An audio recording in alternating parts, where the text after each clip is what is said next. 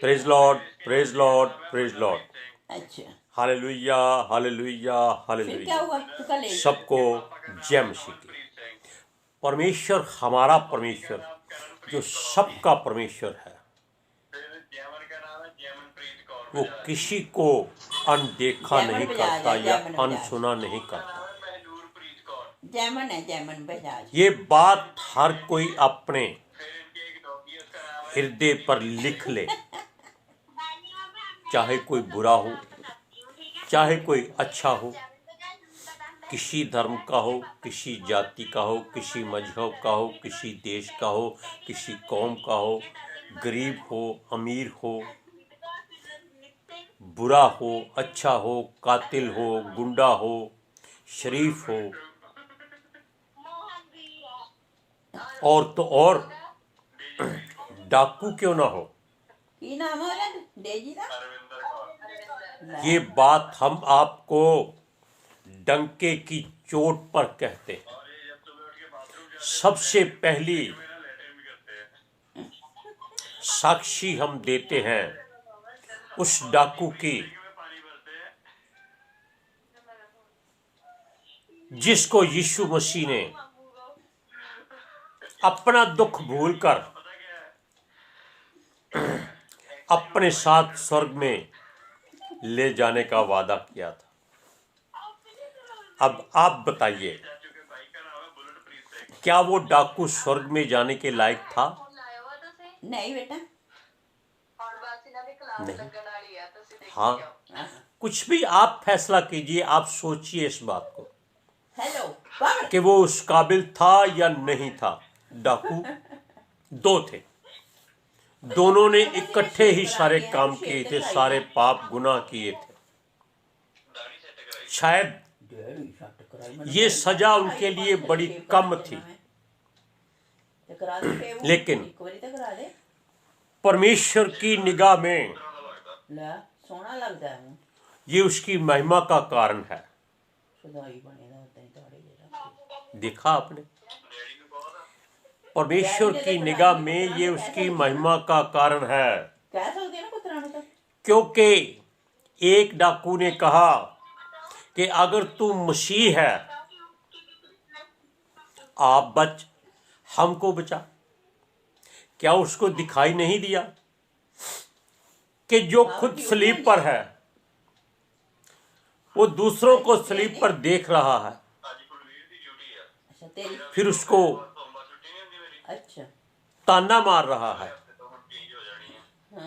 बजाय उसको रिक्वेस्ट करने के, फरियाद करने के। क्योंकि यीशु मसीह ने दोनों के दुखों के लिए सलीब सही थी। दोनों कोई मनुष्य अलग मनुष्य नहीं थे, वो दोनों इस धरती के अच्छे और बुरे लोगों में से उत्तराधिकारी नहीं कह सकते हम, प्रधान चुने हुए कह सकते हैं। यानी कि एक ने अच्छे लोगों के लिए, दूसरे ने बुरे लोगों के लिए यीशु मसीह के साथ सलीब उठाई। Hallelujah, praise Lord. जब दूसरे ने देखा, अब मैं आपको पहले एक बात बता दूं, जिसने यीशु से कहा था कि तू अगर मसीह है तो आप बच और हमको बचा, वो अच्छे लोगों की ओर से आया था। मेरी ये ठीक है, मामू की ठीक है। और दूसरे ने कहा किसकी ठीक है? कि तू मूर्ख है, मूढ़ है, मुंह ऐसे नहीं रखते। जो सजा तू पा रहा है वो भी पा रहा है। जबकि हम दोनों ने सारी बुराइयां की है, पाप किए हैं, गुनाह किए हैं, सब कुछ उसने कबूल कर लिया।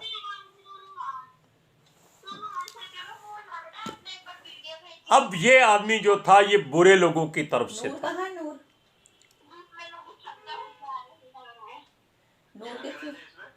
इसने क्या कहा? इसने यीशु मसीह के सामने अपने गुनाहों, पापों को कबूल किया, लेकिन उसने ये नहीं कहा कि तू मसीह है या परमेश्वर का पुत्र है, तू खुद बच और हमें भी बचा। उसने पता क्या कहा? हे यीशु, जब तू अपने राज्य में जाए, क्योंकि बुरे लोगों को मालूम होता है क्या होने वाला है, वो हर बात की ताक रखते हैं, हर बात का हिसाब रखते हैं। आपको मालूम है, चोरों डाकुओं में, स्मगलरों में, आतंकवादियों में सबसे बड़ी चीज होती है विश्वास और ईमानदारी, जो अच्छे लोगों में नहीं होती।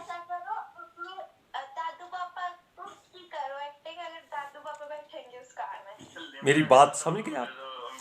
जब उस डाकू ने कहा, हे यीशु, केले की प्लेट, जब तू अपने राज्य में जाए तो मुझे स्मरण करना, उसने ये नहीं कहा मुझे लेके जाना। अब आप बताइए, ऐसे कौन करता है? बोलो। क्या कोई स्वर्ग का मालिक, पापा गया, सृष्टि का कर्ता, चले गए, जो धरती पर हमारे पापों गुनाहों के लिए उसी सलीब पर था जहां अच्छे और बुरे दोनों लोगों को चढ़ाया गया था, जब कितने बजे वापस कितने बजे? यानी ये वो एक तराजू की तरह था। यीशु मसीह क्या था? कांटा, इंसाफ करने वाला। मम्मा आई नहीं ऊपर? इधर भी बोझ, उधर भी बोझ, जिस तरफ का बोझ था, अच्छा, आप जानिए कि वो बराबर था। ठीक है बेटा, ओके। अच्छा भी उतना ही था, बुरा भी उतना ही पावर था। मामू चले गए, बाय बाय। यानी कि एक तरफ दुनिया की अच्छाई थी प्रभु आशीष दे मेरे बच्चे, जिसका मुखिया बुरा था, एक तरफ दुनिया की दूसरी हिस्से की बात थी, बुराई थी। अच्छाई और बुराई, लेकिन दोनों के नायक डाकू। संसार में आज यही कुछ होता है। हर धार्मिकता के आगे आने वाला अच्छा आदमी नहीं होता, वो सिर्फ लोगों को हल्लाशेरी करता है, अपनी जेब भरता है। लेकिन तब यीशु ने,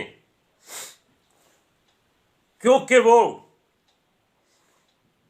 बुरे लोगों के लिए और अच्छे लोगों के लिए, दोनों के लिए आया था। अच्छे लोगों ने अपना भाग खो दिया, लेकिन बुरे लोगों ने अपनी गलती कबूल कर ली। यीशु ने उससे कहा, मैं तुझे सच सच कहता हूं, तू आज ही रात मेरे साथ स्वर्ग में होगा। अब आप अंदाजा लगाइए उस वचन का कि लिखा है कि यीशु जगत का उद्धार करने आया, जगत के पापियों के लिए आया।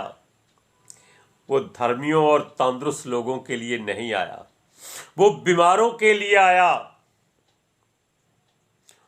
वो गुनाहगारों और पापियों के लिए आया। अच्छे लोगों, फरीसियों के लिए नहीं आया, ज्ञानवानों के लिए नहीं आया, क्योंकि उनको वैद्य की जरूरत नहीं थी। अच्छे लोगों ने क्या किया? वहां भी घमंड किया कि अगर तू मसीह है तो हमको बचा। यानी कि वो खुद कुछ नहीं करना चाहते, वो दूसरे के कंधे पर बंदूक रखकर चलाते हैं। और जो बुरे लोग थे, जिनके लिए सचमुच यीशु धरती पर आया था, वो स्वर्ग में चले गए। और ये बात और भी है, परमेश्वर यहोवा वो कहता है कि जो लोग गैर जाति हैं, जो अपने अपने ईश्वरों को मानते हैं, अपने अपने प्रभुओं को मानते हैं, जब वो अपने प्रभु की, ईश्वर की आराधना करते हैं तो वो बहुत ईमानदारी से करते हैं, साफ सफाई करते हैं, अपने हाथों को धोते हैं, नहाते हैं, शुद्ध भोजन रखते हैं, गंदगी नहीं आने देते, धूप जलाते हैं, अगरबत्ती जलाते हैं, दिल से आराधना करते हैं। परमेश्वर कहता है वो किसी बहाने से परमेश्वर की ही आराधना करते हैं। लेकिन जो लोग ये सोचते हैं कि उनके अंदर अब वचन चला गया है, वो शुद्ध हो गए हैं, वो कभी इस बात का ध्यान नहीं रखते। वो पता है क्या कह, कोई बात नहीं, चलता है। यही चलता है का मतलब है कि तू संसार में ही चलता है, प्रभु के साथ नहीं चलता। आप देखिए, उनसे अकल सीखिए, गैर जातियों से। कभी आप किसी गुरुद्वारे में गए हो? वो आपको बिना सर ढके अंदर नहीं जाने देंगे। आप किसी भी धर्म के क्यों ना हो, उनको इससे कोई मतलब नहीं है। हेलो, हाय। वो जूता उतार के अंदर जाने देंगे। ठीक है। दूसरी बात, कितने बजे आई थी? वो शोर नहीं मचाने देंगे। अच्छा। उनके वहां डिसिप्लिन बहुत ज्यादा होता है। वो चला गया? खाना खाते हैं तो बिल्कुल एक पंक्ति में लाइनों बैठकर खाना खाते हैं, और बरताने वाले अपने मुंह को बांधकर, अच्छा। अपने वस्त्रों को बांधकर खाने की सप्लाई करते हैं, और कोई जूठन नहीं छोड़ता। लेकिन हमारे यहाँ मसीह लोग दगड़ दगड़ दगड़ दगड़ दगड़ दगड़, रख दो जी, रख दो जी, रख दो जी, चावल पा दो, दाल पा दो, मूंगी सबको पा दो, प्लेट भर लेते हैं। हाँ। धक्का मुक्की हो रही। अच्छा। कभी किसी के ऊपर खाना गिरता है, कभी किसी के ऊपर खाना गिरता है। बोलते हैं लाइन में आओ, तो जो अपने आप को कहते हैं कि हम पवित्र आत्मा से भरे हुए हैं, वो सबसे पहले आकर बर्तन उठाकर लाइन तोड़कर आ गए। उनको रोकने वाला कोई नहीं, क्योंकि लोग डरते कहीं ये श्राप ना दे दे। लेकिन एक बात कान खोलकर सुन लीजिए, परमेश्वर कहता है कि जो लोग उसके हैं उनकी ओर वो हाथ बढ़ाए, खड़ा रहा, किसी ने उसकी सुनी नहीं। इसीलिए उसने गैर जातियों को अपना मुंह किया और उन्होंने उसे पा लिया। और यही बात यीशु के साथ डाकुओं में से हुई थी। बुरे लोगों ने स्वर्ग पा लिया, अच्छे लोग वहीं रह गए। ये छोटी मोटी बातें नहीं हैं, आप इनको गौर से, गहराई से देखिए। अगर आप दुखी हैं, मजबूर हैं, लाचार हैं, बेबस हैं, कमजोर हैं, दुष्ट आत्माओं के जकड़े हुए हैं, घर में अन्न नहीं है, रोजगार नहीं है, घर नहीं है, लड़ाई झगड़े होते हैं, सोच सोच के दिमाग खराब हो जाता है, लोग ताने मेने मारते हैं, चिंता मत करना। किसी के पास मत जाना, किसी आदमी के पास जाना, किसी मनुष्य पर भरोसा ना करना, ये वचन में लिखा है, आप जानते हैं। क्यों? जो मनुष्य से आसरा चाहता है वो श्रापित होता है, जो परमेश्वर से आसरा चाहता है वो आशीर्वाद पाता है, आशीष पाता है। लेकिन अगर आप चाहते हैं कि आप परमेश्वर के वचन को सामने रखकर दुआ करते हैं, तो क्या करना है? उससे कहिए कि हे परमेश्वर, मुझ पर क्रोध मत करना, मैं अपनी गलतियों गुनाहों को तेरे सामने मान लिया है, मुझे सजा मत देना। जैसे एक छोटा बच्चा गलती करके आ जाता है तो माँ छड़ी उठा लेती है, तो वो रोने लगता है पहले ही, ताकि उसकी माँ नम्र हो जाए, दीन हो जाए, उसको मारे नहीं।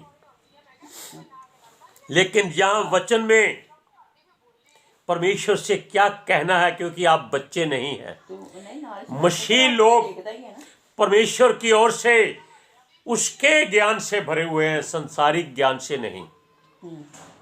वो कहता है नम्र और दीन रहो, कबूतर की तरह भोले और सांप की तरह चालाक बनो।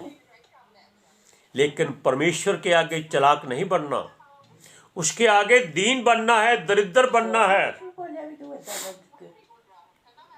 क्या कहना है, हे यहोवा तू मुझे अपने क्रोध में ना डांट। यानी कि अगर आपसे भूल हो गई है, क्रोध में ना डांट और ना झुंझलाहट में मुझे ताड़ना दे। यानी कि आप डर जाते हैं कि परमेश्वर अब आपको ताड़ना देगा। आप उन बुरे लोगों की तरह ही अपने आप को समझिए, पहले अच्छे बनकर नहीं जाइए, मूर्ख बनकर जाइए, अज्ञानी बनकर परमेश्वर के पास जाइए, दीन और दरिद्र बनकर जाइए, अपना भेजा खाली करके जाइए। अब एक छोटी सी बात बताएं आपको। अब मान लीजिए एक गिलास लेकर जाते हैं, भाई इसमें दूध डाल दो। अगर वो गिलास पहले ही भरा हो नींबू के पानी से, तो दूध वो कैसे उसमें डालेगा? पहले उस नींबू के पानी को फेंकना पड़ेगा, गिलास को अच्छी तरह मांजना पड़ेगा, साफ करना पड़ेगा, अच्छी शुद्ध पानी से उसको धोना पड़ेगा, ताकि अगर उसमें दूध डाला जाए तो वो खराब ना हो, पनीर ना बन जाए। इसी तरह अपने अंदर के मानव को, मनुष्यता को खाली कर दो, ताकि परमेश्वर आपके हृदय में, आपकी आत्मा में दवा दे। फिर क्या कहना है उसे, हे यहोवा मुझ पर अनुग्रह कर। अनुग्रह सबसे बड़ी बात है, जिसको परमेश्वर अपने नजदीक कर लेता है उस पर अनुग्रह करता है। और क्या कहना है, क्योंकि मैं कुमला गया हूं। किस बात से? तेरे क्रोध से, संसार के क्रोध से नहीं, परमेश्वर के क्रोध से। क्योंकि वो याद रखना, अगर वो प्रेम करने वाला है तो वो जलन रखने वाला भी है। उससे झूठ मत बोलो और कहें, हे यहोवा मुझे चंगा कर। किस बात में? जो बीमारियां आपके बस में नहीं है वो केवल परमेश्वर चंगा कर सकता है, डॉक्टर नहीं। जब डॉक्टर भी हार जाते हैं तो वो भी क्या कहते हैं, अब तो ऊपर वाले से दुआ करो, वो ही चंगा कर सकता है। तब उनको परमेश्वर याद आता है। जब उनको पता चल जाता है कि उन्होंने पैसे ले लिए हैं, मरीज बच नहीं सकता, तो वो हाथ जोड़कर ऐसे खड़े हो जाते हैं कि अब आप अपने रब से दुआ कर लो। उसको कहना है, क्योंकि मेरी हड्डियों में बेचैनी है, क्योंकि परमेश्वर ने आपकी हड्डियां तोड़ डालनी थी, क्योंकि आपने उसकी निगाह में बुरा काम किया हो तो। लेकिन जिसने अच्छा काम किया है उसकी हड्डियां नहीं तोड़ी जाती, ये भी बाइबल में लिखा है। दोनों डाकुओं की टांगों की हड्डियां तोड़ी गई क्योंकि उनके प्राण नहीं निकले थे। लेकिन यीशु परमेश्वर की निगाह में अच्छा था, क्योंकि वो कहता है, ये मेरा प्रिय पुत्र है, मैं इससे प्रसन्न हूं। उसकी हड्डियां नहीं तोड़ी गई, उसको भाले से छेदा गया, ये देखने के लिए क्या ये सचमुच मर गया। क्योंकि वो शारीरिक मौत मरा था। अब और सुनिए उसको क्या कहना है, मेरा प्राण भी बहुत खेदित है। खेदित का मतलब होता है दुखी है, तनावपूर्ण है, हर बात में खिजा खिजा रहता है।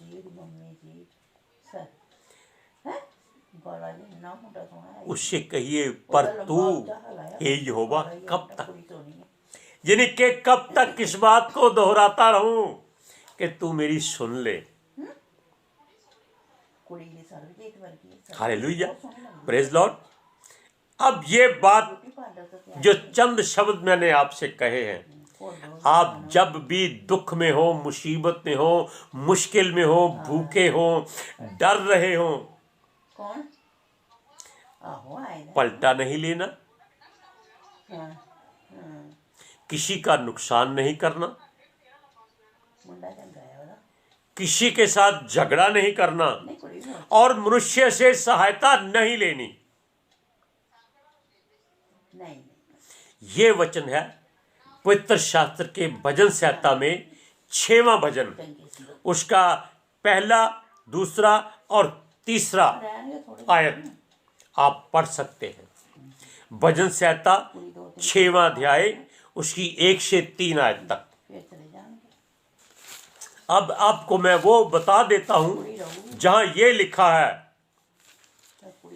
कि जो परम परमेश्वर की छाया में पहुंच जाता है उसको कोई दिक्कत नहीं होती। वो भी सुन लीजिए। 91 जबूर, 91 जबूर भजन संहिता 30। जो परम प्रधान के छाए हुए स्थान में बैठा रहे वह सर्वशक्तिमान की छाया में ठिकाना पाएगा।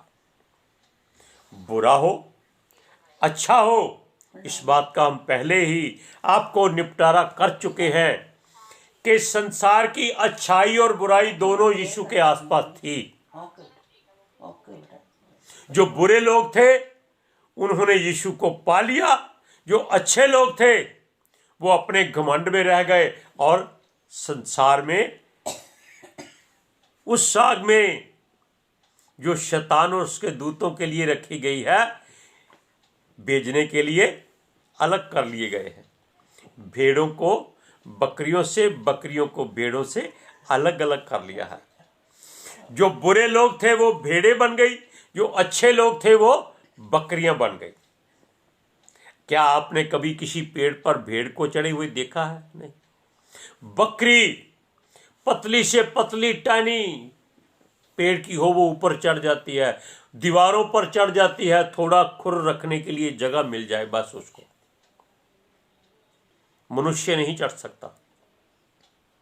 अब सुनिए ये बात 91 जबूर का पहला आयत। इसमें आपको कोई जोर लगाने की जरूरत नहीं है, क्योंकि वचन में यहोवा की ओर से यीशु मसीह के द्वारा उसके दासों ने पितर आत्मा की हुजूरी में लिखा था कि बक बक मत करो प्रार्थना में, लंबी प्रार्थना मत करो। जो भी परमेश्वर से विनती करनी है गुप्त में करो। कमरे में जाओ, कुंडी लगाओ ताकि आपको कोई डिस्टर्ब ना करे, लाइट बंद कर दो। सर्दी है तो रजाई में बढ़ जाओ, चद्दर में घुस जाओ, आंसू बहाओ, रो रो कर दुआ करो। बाहर आपकी दुआ कोई ना सुने, जो गुप्त में है वो आपकी दुआ सुनेगा। आप अच्छे हैं बुरे हैं इस बात की चिंता आप मत करना। अब एक बात, खास बात, वो कहता है हे यहोवा मेरी प्रार्थना सुन, मेरे गिड़गिड़ाने की ओर कान लगा। तू जो सच्चा और धर्मी है सो मेरी सुन ले। अपने दास से मुकदमा ना चला, क्योंकि कोई प्राणी तेरी दृष्टि में निर्दोष नहीं ठहर सकता। ये प्रार्थना हर रोज किया करें। भजन संहिता 143 की पहली आयत। क्योंकि मनुष्य कभी धर्मी नहीं हो सकता। केवल वही जिसको परमेश्वर धर्मी ठहराए। मनुष्य धार्मिक हो सकता है, धर्म के काम करने वाला। हालेलुया। ये बातें आपके जीवन में खुशी, तंदुरुस्ती, आशीष, बरकत, अनुग्रह सब कुछ परमेश्वर की ओर से मिलेगा। क्यों? यीशु कहता है, मार्ग, सच्चाई और जीवन क्षमा कीजिएगा, यीशु ही है।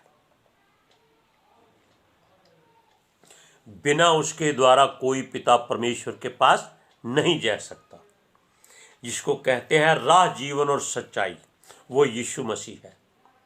आज के सुसमाचार के लिए आपने आशीष पाई और पाएंगे, इसलिए अपनी गलतियों गुनाहों को छोड़कर परमेश्वर की ओर मुड़ जाइए। मैं आपके लिए दुआ करता हूँ। आंखें बंद कीजिए, सर को झुकाइए, अपने सीने पर ऐसे हाथ रख लीजिए। हे पिता परमेश्वर, खुदावंद खुदा, तू सृष्टि का मालिक और खालिक है। मैं तेरा धन्यवाद करता हूँ। क्यों? मैं जीवित हूं क्योंकि मेरा प्रभु जीवित है।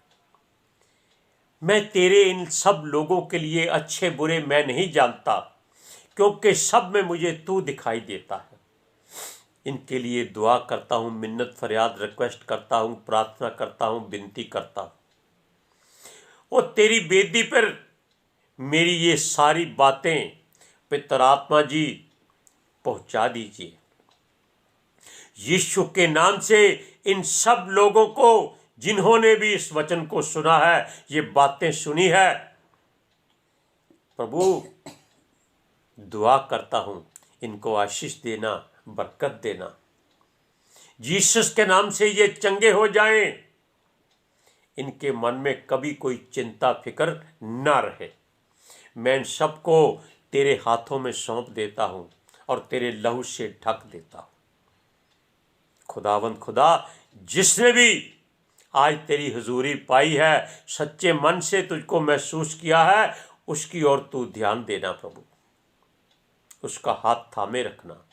जीसस के समर्थी और मीठे नाम के द्वारा मांगता हूं, सुन और कबूल कर। आमीन। हर कोई बोलिए आमीन। सबको जय मसीह की।